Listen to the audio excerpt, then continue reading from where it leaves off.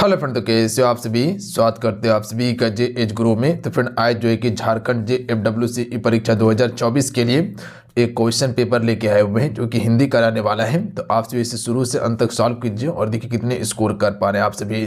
देखिए पेपर जो है आपका हिंदी वाला, इसमें पास करना अति महत्वपूर्ण है, क्वालिफाइंग पेपर वाला। ध्यान दीजिएगा, जब तक इसको पास नहीं कीजिएगा तब तक आप आगे कुछ भी नहीं कर पाइएगा। तो ये भी महत्वपूर्ण पेपर है, आसान इसको समझ के नहीं चलिएगा, अन्यथा बहुत सारे बच्चे इसी में फेल कर जाता है। तो ध्यान दीजिएगा आप सभी, सबसे पहले इसको शुरू से अंत तक कंप्लीट कीजिएगा आप सभी। तो चलिए शुरू करते हैं। देखिए आप सबको बताना चाहते हैं कि झारखंड JFWC परीक्षा 2024 के लिए एप्लीकेशन पे प्रॉपर हम क्लास शुरू कर दिए हैं। इसमें आपको मिलेगा क्या क्या ये समझ लीजिए। पहले इसमें आपको टॉपिक वाइज क्लासेस दिया जाएगा, जो कि यहाँ पर बिल्कुल थ्योरी क्लास आपका चलता है, ध्यान दीजिएगा। प्लस में आपको MCQ दिया जाएगा ताकि आप प्रैक्टिस कर सकें। इसके अलावा ई बुक आपको मिलने वाला है सब्जेक्ट वाइज। प्लस में इंपॉर्टेंट नोट्स आपको इसमें मिल जाएगा, इंपॉर्टेंट PDF आपको दिया जाएगा। प्लस में टेस्ट सीरीज भी आपको अवेलेबल करवाया जाएगा ताकि अपनी तैयारी को आपसे जांच सके कि कैसा आपका तैयारी हुआ है लास्ट समय में। ये पेपर 3rd के लिए है, ध्यान दीजिएगा आप सभी।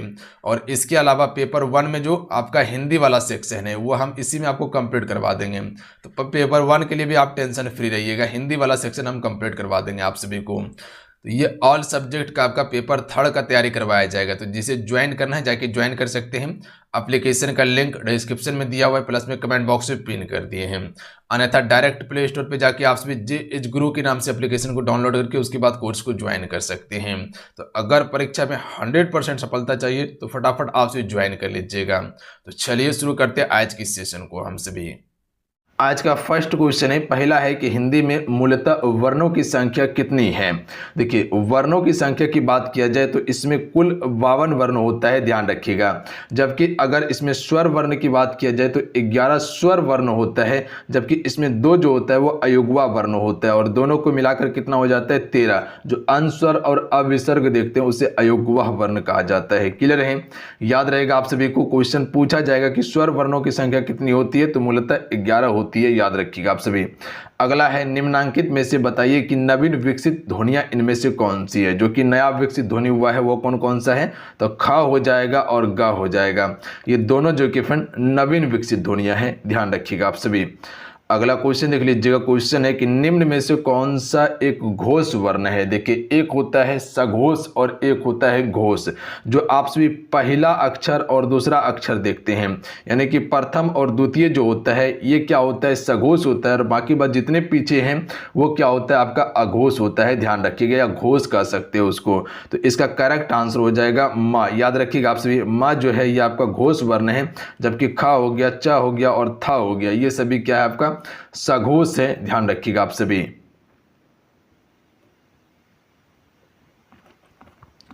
अगला क्वेश्चन देख लीजिएगा। अक्षा ध्वनियां के अंतर्गत आती है। अक्षा ध्वनि जो है ये किसके अंतर्गत आती है, तो संयुक्त वर्ण के अंतर्गत आती है, ध्यान रखिएगा आप सभी। देखिए क प्लस स से मिलकर बना हुआ है अक्षा ध्वनियां, ध्यान रखिएगा। तो 2 वर्णों की मेल से ही आपका कह सकते हैं कि अक्षा ध्वनियों का निर्माण हुआ है। अगला क्वेश्चन देख लीजिएगा। हिंदी शब्दकोश में अक्षा का क्रम जो है कि किस वर्ण के बाद आएगा। तो याद रखिएगा ये इसका निर्माण कैसे हुआ है, क और स से हुआ है। तो क के बाद ही आपका अक्षा आता है, याद रखिएगा आप सभी। क के बाद अक्षा आता है, हालांकि लिखते नहीं, लास्ट में लिखते हैं, पर क्रम देखिएगा हिंदी शब्दकोश में तो क के बाद ही आता है। तो ऑप्शन नंबर ए इसका करेक्ट आंसर होता है। अगला क्वेश्चन देख लीजिएगा। ज्ञ वर्ण किस वर्णों के संयोग से बना हुआ है। जो ज्ञ आप सभी देखते हैं इसका निर्माण जो हुआ है वो किस वर्णों के संयोग से हुआ है, तो ज प्लस या, तो ज में हो जाएगा आधा ज जिसमें कि हलंत लगा हुआ है। तो इसका करेक्ट आंसर हो जाएगा बी। याद रखिएगा आप जो ज के नीचे जो हलंत देख रहे हैं इसका मतलब है कि ये आधा है, और इसमें यहाँ आएगा तो ये इसको जाके पूरा करेगा, तब ये आपका ज्ञ का निर्माण होगा, याद रखिएगा आप सभी। अगला क्वेश्चन देख लीजिएगा। क्वेश्चन है कि अघोष वर्ण इनमें से कौन सा है।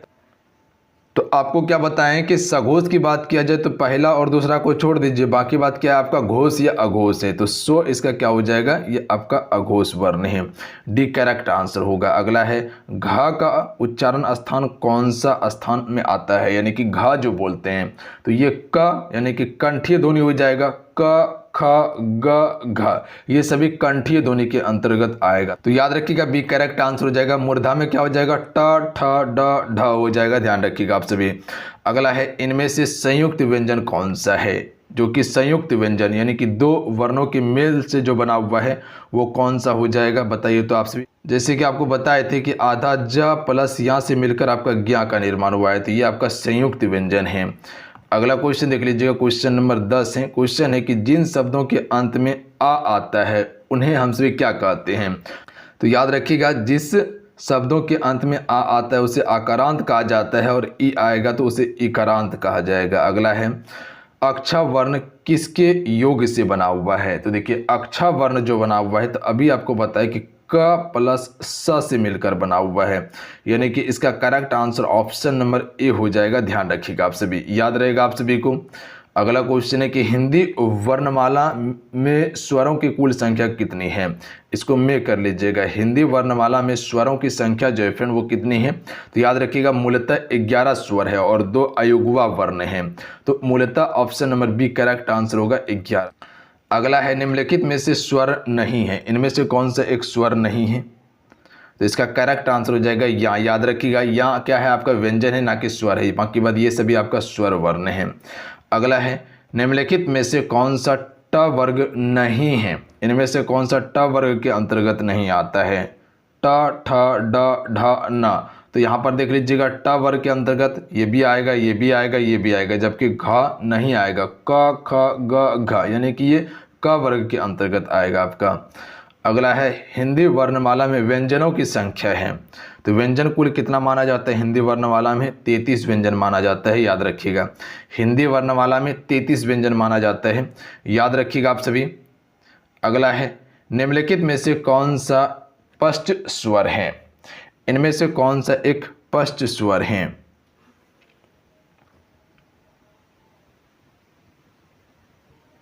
आ इसका बिल्कुल करेक्ट आंसर होगा। अगला है निम्नलिखित में से अयुग्मा वर्ण है, यानी कि अयुग्मा जो माना जाता है वो किसे माना जाता है। अयुग्मा किसे माना जाता है, तो अनुस्वर और अविसर्ग। अनुस्वर और विसर्ग जो होता है ये दोनों को अयुग्मा माना जाता है। तो ऑप्शन में एक करेक्ट आंसर हो जाएगा। और एक क्वेश्चन पूछा जाता है अल्पप्राण और महाप्राण से, तो ध्यान रखिएगा आप सभी। अल्पप्राण जो होता है पहला और तीसरा होता है, याद रखिएगा पहला और तीसरा, जबकि महाप्राण आपका दूसरा और चौथा होता है। याद रखिएगा आप सभी, महाप्राण की बात किया जाए तो दूसरा चौथा, अल्पप्राण की बात किया जाए तो पहला और तीसरा होता है। अगला क्वेश्चन देख लीजिएगा, ज्ञानोदय में प्रयुक्त संधि है, इनमें से कौन सा संधि का उपयोग हुआ है ज्ञान उदय में। तो स्वर संधि का उपयोग हुआ है, ध्यान रखिएगा ऑप्शन में ए राइट आंसर हो जाएगा। स्वर संधि लगा हुआ है, जिसमें विसर्ग आपको देखने के लिए मिल जाए वहां विसर्ग संधि होगा। निराधार में प्रयुक्त संधि है, चलिए आपको फटाफट बताते चलना है इसमें कौन सी संधि है। संधि आप सभी पढ़ चुके होंगे, बस तड़के में आप सभी को आंसर लगाते चलना है। विसर्ग संधि है निराधार में, ध्यान रखिएगा आप सभी, याद रहेगा आप सभी को। अगला क्वेश्चन देख लीजिएगा, निम्न शब्दों में से विसर्ग संधि है किसमें, चलिए बताइएगा। तो इनमें से किसमें विसर्ग संधि लगा हुआ है, तो अतएव, याद रखिएगा अतएव में विसर्ग संधि है। अतएव में कौन सी संधि है, विसर्ग संधि है। अगला है सत प्लस चरित्र बराबर सच्चरित्र किस संधि का उदाहरण है। तो इसमें कौन सी संधि है, तो याद रखिएगा इसमें व्यंजन संधि लगा हुआ है। ऑप्शन में बी करेक्ट आंसर होगा। कौन सा संधि है जी, व्यंजन संधि है। अगला है अध प्लस गति, जिसमें कि हम विसर्ग का प्रयोग किए हैं। अधोगति ये किस संधि का उदाहरण है, ध्यान रखिएगा जिसमें आप कह सकते कि विसर्ग नहीं भी रहता है वो भी विसर्ग संधि के अंतर्गत आता है। तो यहाँ पर देखिएगा तोड़ने के बाद विसर्ग था, जबकि पूरा जुटा तो विसर्ग खत्म हो चुका है। तो यहाँ पर आपका कौन सा संधि हो जाएगा, तो इसमें विसर्ग संधि ही होगा, ध्यान रखिएगा आप सभी, क्योंकि विसर्ग का प्रयोग यहाँ पर हुआ है। तो इसका ऑप्शन में सी करेक्ट आंसर होगा। पहले दिमाग में याद रखिएगा कि जहाँ पर आपको विसर्ग देखने के लिए मिल जाए विसर्ग संधि ही टिक करना है, सबसे आसान है। उत प्लस हार के योग से कौन सा शब्द बनेगा। उत प्लस हार के योग से जो शब्द बनेगा उसे हम सभी उधार कह सकते हैं, याद रखिएगा आप सभी, उधार कह सकते हैं। ऑप्शन नंबर क्या हो जाएगा, डी करेक्ट आंसर हो जाएगा। अगला क्वेश्चन देख लीजिएगा, क्वेश्चन है कि पर्यावरण शब्द का संधि विच्छेद कौन सा है। चलिए बताइएगा तो आप सभी कि पर्यावरण का सही संधि विच्छेद क्या होगा। परि प्लस आवरण होगा, ध्यान रखिएगा, परि प्लस आवरण होगा, बी करेक्ट आंसर होगा। ऑप्शन नंबर नहीं ए टिक करना है, option number B correct answer होगा, परि प्लस आवरण। अगला है पवन का सही संधि विच्छेद बताना है आप सभी को। चलिए आंसर कीजिएगा, पो प्लस अन इसका बिल्कुल करेक्ट आंसर है, ध्यान रखिएगा, प प्लस अन से मिलकर आपका पवन बनता है, सी करेक्ट आंसर होगा, ध्यान रखिएगा आप सभी, याद रहेगा आप सभी को। अगला है देखिए, सारे सिलेक्टेड इंपॉर्टेंट क्वेश्चन लिया गया है, तो आप सभी इसे याद जरूर कर लीजिएगा क्योंकि संधि और वर्णमाला ये सभी से क्वेश्चन पूछा ही पूछा जाएगा। वस्तु, स्थान, भाव या विचार के घोतक शब्द को क्या कहते हैं? तो इसे हम सभी संज्ञा शब्द कहते हैं फ्रेंड, क्या कहते हैं? संज्ञा कहते हैं, ध्यान रखिएगा। वस्तु, स्थान, भाव या विचार के घोतक शब्द को हम सभी संज्ञा के नाम से जानते हैं। अगला क्वेश्चन है कि व्युत्पत्ति के आधार पर संज्ञा के कितने भेद होते हैं? व्युत्पत्ति के आधार पर संज्ञा के मात्र में 3 ही भेद हैं, याद रखिएगा आप सभी। व्युत्पत्ति के आधार पर संज्ञा के मात्र में 3 ही भेद माना जाता है। वो 3 कौन कौन सा है? तो याद रखिएगा, पहला आपका रूढ़ शब्द हो जाएगा, ध्यान रखिएगा। उसके बाद कह सकते हैं कि यौगिक शब्द हो जाएगा आपका, क्या हो जाएगा? यौगिक हो जाएगा। और उसके बाद आपका एक हो जाएगा योग रूढ़ हो जाएगा। तो ये 3 है मूल रूप से, ध्यान रखिएगा, योग रूढ़ हो जाएगा, याद रहेगा आप सभी को। अगला है स्त्रीत्व शब्द में कौन सी संज्ञा लगा हुआ है? चलिए बताइएगा, तो स्त्रीत्व शब्द में कौन सी संज्ञा है? क्या कर सकते हैं आप सभी? तो याद रखिएगा, इसमें भाववाचक संज्ञा है, ध्यान रखिएगा आप सभी। जिसमें किसी का गुण या दोष को या रंग को दर्शाता हो वहाँ पर भाववाचक संज्ञा होगा। जातिवाचक संज्ञा में क्या होता है? पूरा जाति समूह की बात किया जाए, जैसे कि अगर मानव की बात किया जाए या आदमी की बात किया जाए तो पूरा जाति की बात किया जाए। सिर्फ लड़की की बात किया जाए तो वह जातिवाचक हो जाएगा, लड़का की बात किया जाए तो जातिवाचक हो जाएगा, या लड़कपन की बात किया जाए तो वहाँ भाववाचक हो जाएगा, ध्यान रखिएगा। जैसे कह सकते कि सपना, सपना क्या है? ये एक भाववाचक संज्ञा है, याद रखिएगा आप सभी। बट अगर किसी का नाम ले लिया जाए, वही लड़की में किसी का नाम ले लिया जाए, सीता, गीता, तो वो आपका व्यक्तिवाचक संज्ञा होगा। भारतीय शब्द का बहुवचन है, तो देखिए भारतीय शब्द का जो बहुवचन हो जाएगा ये भारतीय हो जाएगा, ध्यान रखिएगा आप सभी। क्या हो जाएगा जी? भारतीय हो जाएगा, भारतीय शब्द का बहुवचन, यानी कि ऑप्शन नंबर क्या हो जाएगा? एक करेक्ट आंसर होगा। यहाँ पर देख लीजिएगा, छोटी ई का प्रयोग किया गया है, तो ये नहीं, बड़ी ई का प्रयोग होगा, ऑप्शन नंबर एक करेक्ट आंसर होगा, सी नहीं होगा। सूर्य शब्द का स्त्रीलिंग क्या होगा? तो देखिए सूर्य शब्द का स्त्रीलिंग सूर्या होगा, option number B correct answer होगा। अगला क्वेश्चन देख लीजिएगा, बुढ़ापा भी एक प्रकार का अभिशाप है, इस वाक्य में रंगीन छपे शब्द में संज्ञा बताइए।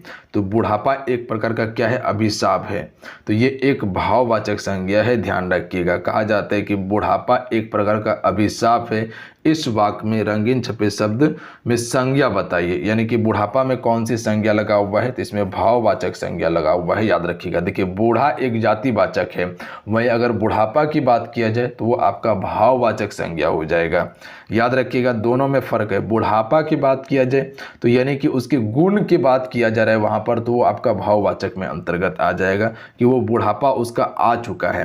बूढ़ा मतलब बहुत सारा बूढ़ा व्यक्ति हो जाएगा। निम्न शब्दों में से कौन सा शब्द संज्ञा है?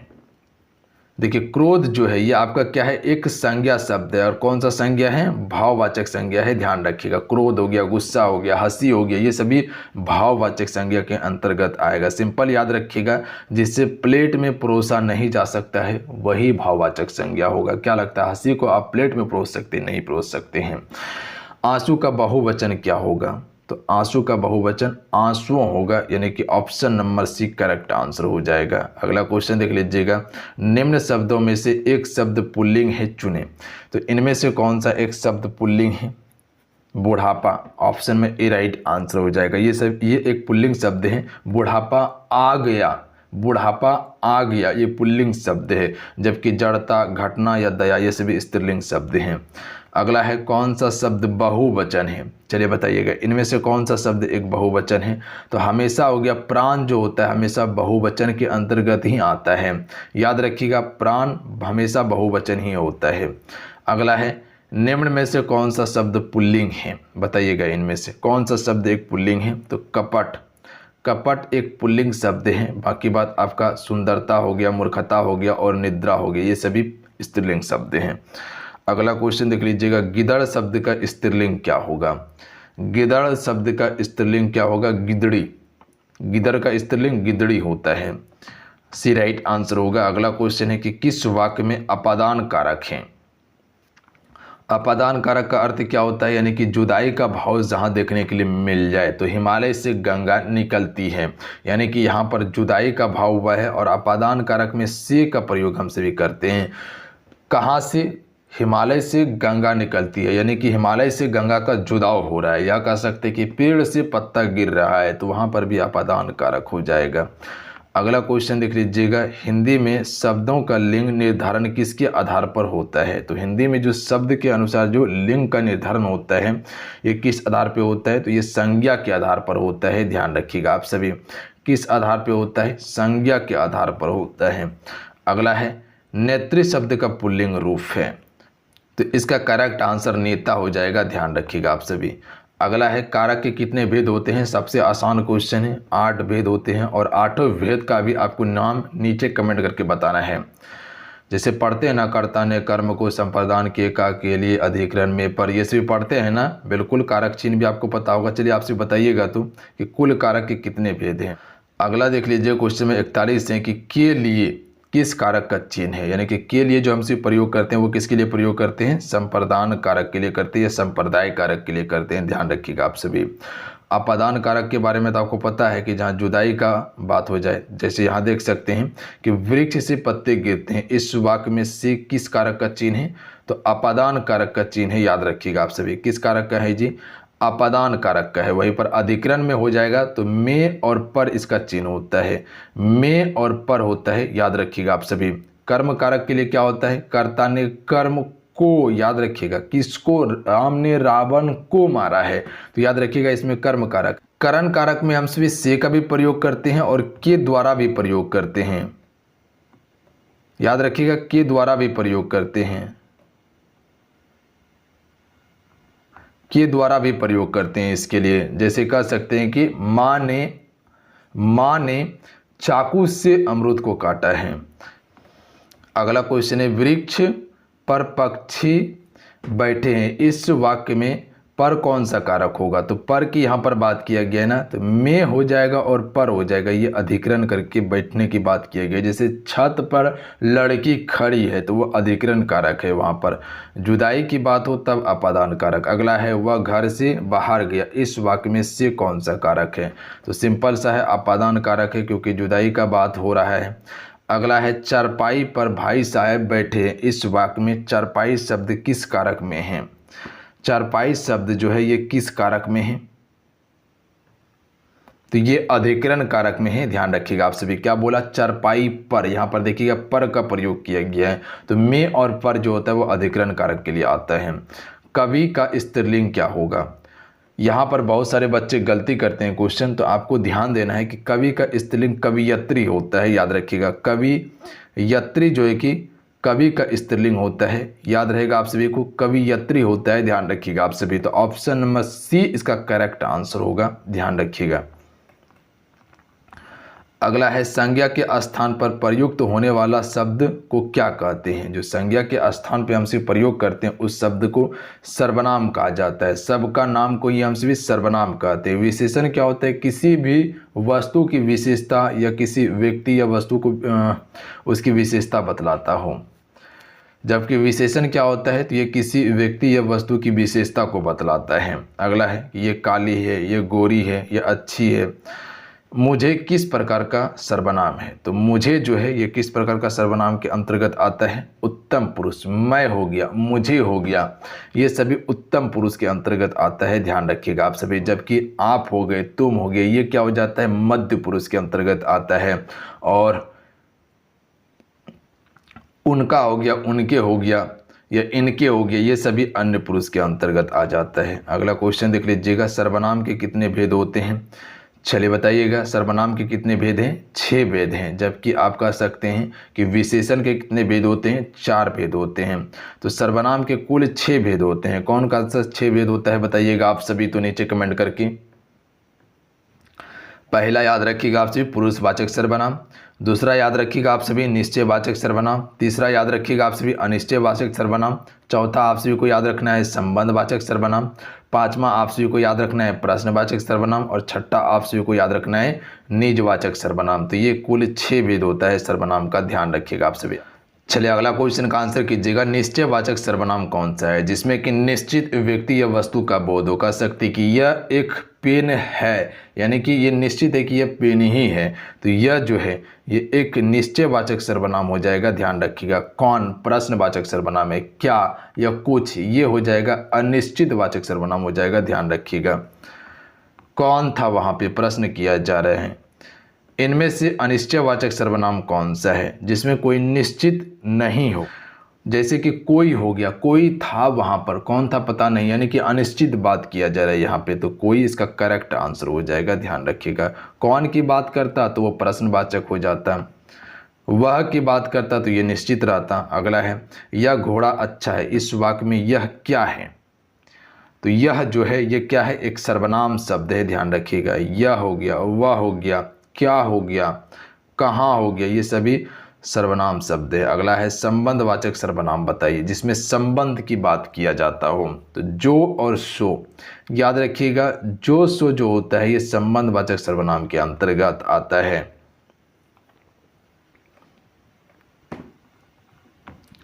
अगला है संज्ञा या सर्वनाम की विशेषता को बतलाने वाले शब्द को हम सभी क्या कहते हैं। जो संज्ञा और सर्वनाम की विशेषता को बतलाता है उसे हम सभी विशेषण कहते हैं, और विशेषण कुल 4 प्रकार का होता है। वो कौन कौन सा होता है। पहला नोट कीजिएगा, एक आता है गुणवाचक विशेषण जिसमें किसी का गुण या दशा को बतलाता हो। ध्यान रखिएगा कि ये बूढ़ा व्यक्ति है या नट्टा लड़का है, या कह सकते हैं कि लंबा लड़का है, या काली गाय है, या काला लड़का है, ये इसके गुण को बता रहा है, गुण को बता रहा है, ये उसके गुण को बताएगा। दूसरा लिख लीजिएगा आप सभी परिणाम वाचक विशेषण। उसके बाद तीसरा आप सभी नोट कर सकते हैं कि संख्यावाचक विशेषण, और चौथा आप लिख सकते हैं सर्वनामिक विशेषण हो जाएगा। अगला है विशेषण कितने प्रकार के होते हैं, तो अभी आपको बताएं कि विशेषण कुल 4 प्रकार के होते हैं। ध्यान रखिएगा आप सभी। अगला क्वेश्चन देख लीजिएगा, क्वेश्चन नंबर 56 है। क्वेश्चन है कि निम्न में से विशेषण चुनिए, इनमें से कौन सा एक विशेषण शब्द है, बता सकते हैं आप सभी इनमें से कौन सा एक विशेषण शब्द है।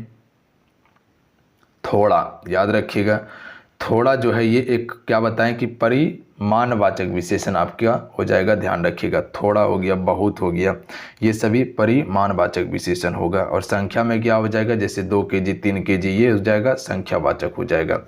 निम्न शब्दों में से कौन सा शब्द विशेषण है, चलिए बताइएगा। तो आपसे इनमें से कौन सा एक विशेषण शब्द है। सच्चा एक विशेषण है, और ये कौन सा विशेषण है, गुणवाचक विशेषण है, कि वो कह सकते कि वो व्यक्ति बिल्कुल सच्चा व्यक्ति है, तो उसकी गुण की बात किया जा रहा है कि वो सच्चा व्यक्ति है। अगला क्वेश्चन देख लीजिएगा। क्वेश्चन है कि कबीरदास की भाषा थी, तो कबीरदास की भाषा क्या थी, सुधक्कड़ी। ध्यान रखिएगा आप सभी। सी करेक्ट आंसर हो जाएगा। सदुकड़ी जो है फ्रेंड ये कबीरदास की भाषा थी। अगला क्वेश्चन है कि कोई ईर घाट तो कोई वीर घाट का अर्थ क्या होता है, तो कोई ईर घाट और कोई वीर घाट का अर्थ क्या होता है, क्या कह सकते हैं आप सभी, तालमेल ना होना। ध्यान रखिएगा, तालमेल ना होना भी करेक्ट आंसर होगा। अगला है शुद्ध वर्तनी का चयन कीजिए, इनमें से कौन सा एक शुद्ध वर्तनी है। सन्यासी को हम सभी किस प्रकार से लिखते हैं, सन्यासी को हम सभी किस प्रकार से लिखते हैं बताइएगा आप सभी। तो सन्यासी बिल्कुल सही वर्तनी है ये वाला आपका, यानी कि ऑप्शन नंबर क्या हो जाएगा, ऑप्शन में 1 करेक्ट आंसर होगा। ध्यान रखिएगा आप सभी। चलिए अब अगला क्वेश्चन देखिए, और आज के ये लास्ट सवाल रहने वाला है कि निम्न में से अल्पप्राण वर्ण कौन सा है। जैसे आपको बताए थे कि अल्पप्राण और महाप्राण, यहाँ पर एक समूह में आपको बताना है, तो क और ग हो जाएगा। ध्यान रखिएगा। तो आपको जैसे बताया कि पहला और तीसरा अक्षर जो होता है वो अल्पप्राण होता है, और दूसरा और जो चौथा होता है ये महाप्राण होता है। ध्यान रखिएगा आप सभी। तो ये आपका अल्पप्राण क और ग आ जाएगा। क पहला है और ग तीसरा अक्षर आता है, क ख ग, तो यानी कि तीसरे स्थान पे आता है, तो इसका बी करेक्ट आंसर होगा। तो चलिए आज कितना ही, आज की सेशन में कुल हम सभी 61 प्रश्न कवर किए हैं, जो कि सिलेक्टेड क्वेश्चन था और यहाँ से प्रश्न पूछा जाते हैं पेपर में। तो इतना सा काम ज़रूर कर लीजिएगा। हो सकता है सर्वनाम से क्वेश्चन पूछ लिया जाए, हो सकता है वचन से क्वेश्चन पूछ लिया जाए, स्त्रीलिंग से या पुल्लिंग से क्वेश्चन पूछ लिया जाए, पर पूछा जाएगा। तो इतना सा 1 से 2 बार रिपीट करके देख लीजिएगा तो चीज़ें आपको समझ में आ जाएगा। तो आराम से प्रश्न को बना लीजिएगा। मिलते हैं।